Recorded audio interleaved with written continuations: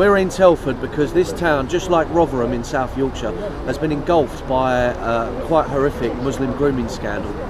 And this town has been dubbed the child sex capital of Britain. So the scandal that actually happened here over the course of 2 decades or so, just the same as Rotherham, but on a larger scale. So that's why we're holding our protest march in this town today. Yeah, it's an actual epidemic. It's been sweeping across the country, and Telford tops the list. In terms of severity, this town has been hit the worst. Okay, and it's still going on because there were 7 convictions in 2013, and I was reading that one of the victims said the worst perpetrators are still out there. So it's fair to assume that it's still happening in this town. Oh, it's still happening. I mean, this will not stop. Where there are Muslims, there will be Muslim grooming gangs. It's in the scriptures, it's in the Islamic scriptures that Muslims are permitted to take the kuffar, the non-Muslim women and children, as their war booty. They can do what they like with them, they can keep them as sex slaves. And this will never stop whilst our corrupt establishment are busy appeasing the Islamic community in Britain. Our children are at risk. Why do you think they are doing that? Well, it's for reasons of political correctness and not wanting to rock the boat. The authorities, the police, the social services, the council, when they're confronted with a child sex grooming scandal on this scale, they tend to suppress knowledge of it and try and sweep it under the carpet and just let it continue, because for reasons of political correctness, they don't want to give Muslims a bad name. So they literally sacrifice the children of this town and dozens of towns all over the country on the altar of political correctness. Do you think also they might want to be keeping Saudi Arabia happy, which is the spiritual centre of Islam?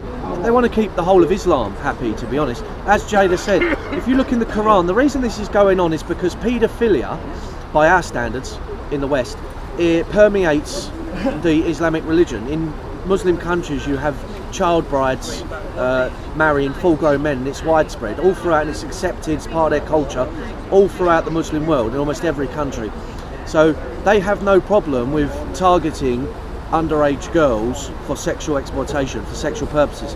And also the Islamic view of non-Muslims, the kuffar, is very derogatory. They look down their nose at anyone who's non-Muslim.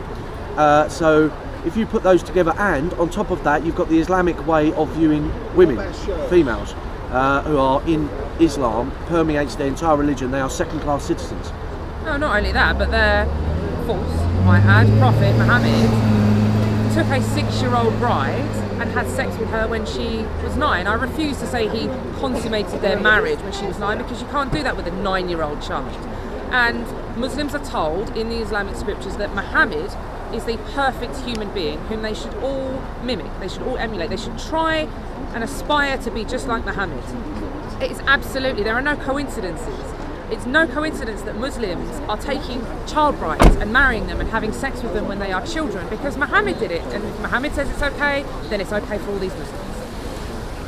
Why is it then that educated people in Parliament do not understand Islam to the same level that anybody who's read the Quran does, like yourselves, like myself? Do they not bother to read it? Do they not bother to look at history? I think they do. I think they know what's going on. They know what Islam is like. These people are intelligent in Parliament. They know what's going on. But in many cases, like on the left, the Liberal Democrats and Labour, they bury their heads in the sand and pretend amongst themselves that Islam is some lovely, beautiful, peaceful religion. Yeah. And if anyone doesn't actually believe that, then they keep their head down, because there is a reign of terror in this country that comes down on the head of anyone who sticks their head above the parapet and speaks the truth about Islam. I've been arrested 10 times, been dragged into court, Jayda's been dragged into court, we've faced trials, criminal charges, I was thrown in prison over Christmas and the New Year. If you're brave enough in this country to speak out against Islam, you will face the wrath of the politically correct authorities.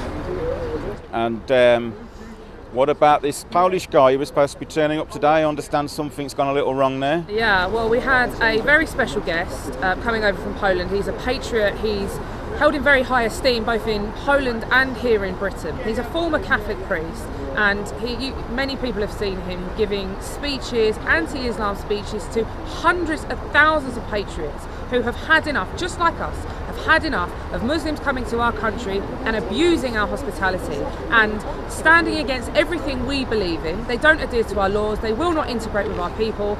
So he's been held in very high esteem, and we're extremely disappointed that he got off the plane this morning in Britain and was immediately detained by border control, who have said that he's being detained pending interrogation, at which point they will decide whether he, as an EU citizen who has every right to be in this country, whether he will be allowed to remain here or whether they will put him on a plane and send him back home.